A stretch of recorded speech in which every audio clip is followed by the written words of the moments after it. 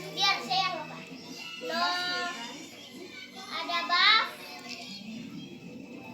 ada baf, ada baf. A'udzu billahi minasyaitonir rajim. Bismillahirrahmanirrahim. Assalamualaikum warahmatullahi wabarakatuh. Alhamdulillah. Kita bersyukur kepada Allah Subhanahu wa taala kerana Allah Subhanahu wa taala memberikan kita lagi satu kenikmatan hebat kepada kita semua.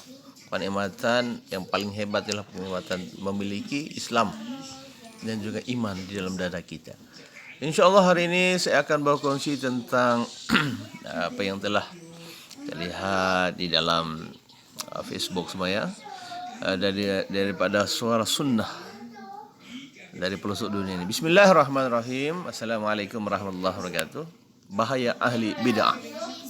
Atau orang cakap sikit-sikit tentang bid'ah, sikit tentang bid'ah. Apakah maksud bid'ah ini?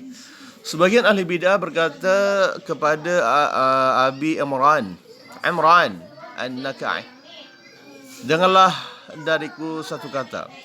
Lalu Abu Imran berpaling daripadanya seraya berkata, aku tidak mau mendengar sekalipun setengah kata. Lihat Al-Jami' li Al-Ahkamil Quran oleh Imam Al-Qurtubi ayat 7 halaman yang ke-11 Abu Fadl Al-Hamadzani berkata, ahli bid'ah serta orang-orang yang memalsukan hadis lebih berbahaya daripada orang kafir yang secara terang-terangan menentang Islam. Orang-orang kafir bermaksud menghancurkan Islam dari luar, sedangkan ahli bid'ah bermaksud menghancurkan Islam dari dalam. Ahli bid'ah yang kata menghancurkan Islam ini daripada dalam. Mereka seperti penduduk satu kampung yang ingin menghancurkan keadaan kampung tersebut, sedangkan kaum kufar ini bagaikan musuh yang sedang menunggu di luar benteng sampai pintu benteng tersebut dibuka.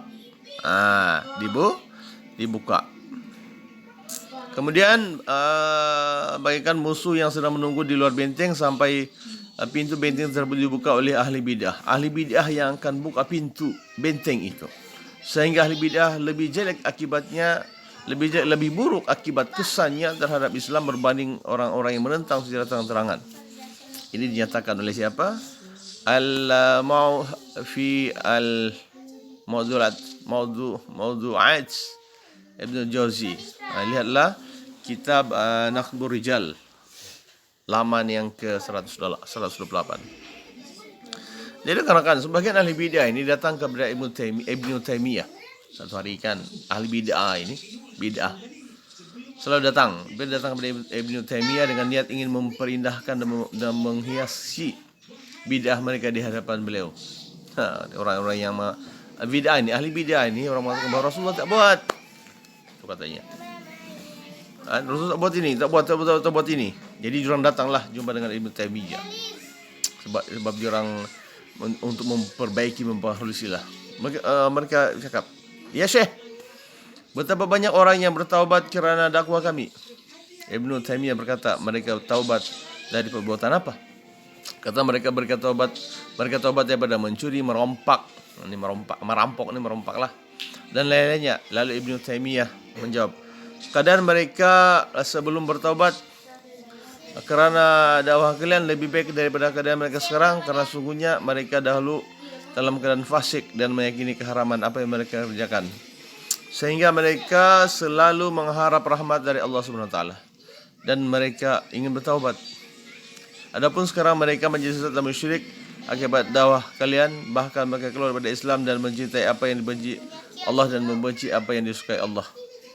Itu jawab Ibn Taimiyah. Kemudian Ibn Taimiyah menjelaskan kepada mereka bahawa bid'ah yang mereka kerjakan lebih jelek, lebih buruk daripada kemaksiatan lainnya. Lihatlah pula kitab Ilmu Usulil Bid'ah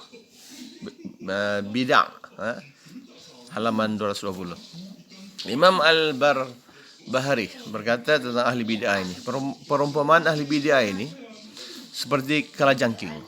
Wow. Kalajengking kan skopian lah. Mereka menyembunyikan kepala dan badan mereka dalam tanah dan mengeluarkan ekornya. Maka jika mereka telah mantap dengan posisinya, maka mereka menyengat mangsanya. Ini bahaya ahli bid'ah. Ini perumpamaan lah. Demikian pula ahli bid'ah, mereka menyembunyikan bid'ah di tengah-tengah manusia, lalu mereka tetap mantap dengan kedudukannya. Mereka sampaikan apa yang mereka inginkan. Oh, di bawah teh. Sabaqat Hanabilah 2:24. Inilah Al-Alamah Ibnu Utsaimin rahimahullah berkata, ini maksud dia lah, maka jika kita dapati seorang ahli bid'ah, orang ahli bid'ah ni dia tahu ciri dia ni, yaitu yang Rasulullah tak buat. Ahli bid'ah kan, yang dia memiliki lisan yang fasih. Ahli bid'ah ni lisan dia fasih ni, dan bisa menyihir dengan ceramahnya, maka sungguhnya kita tidak boleh duduk bersamanya kerana itu seorang ahli bid'ah. Mengapa tidak boleh? Jangan duduk bersama dengan ahli bid'ah ini.